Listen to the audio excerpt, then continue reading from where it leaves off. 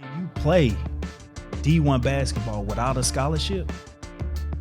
And do you have anybody that's say on your team right now? Maybe it's a walk-on, maybe it's a kid that, just so happened that was a manager and ended up getting on. What can you say to those people, like, if they don't get a D1 scholarship, can they still play D1 basketball? And have you ever seen anything like that? Oh, for sure. We got walk-ons on our team. We had a walk-on last year. His name was Josh. Mm-hmm. Josh played at a D2 before he came to SLU, and then he walked on or whatever. Josh could play D1 basketball. Okay.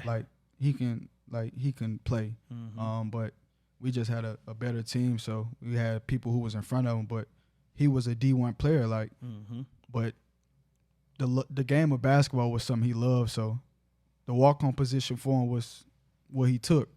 And I remember it was a game we played at LaSalle. I didn't have a good game, and they ended up throwing Josh in as a walk-on. Nobody knew who he was, and Josh came in and won the game.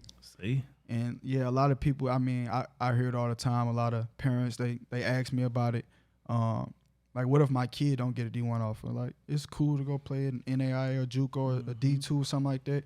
And, if you really want it, you go work your way up. You a grind to get there. I got friends who didn't play at D2s and they work.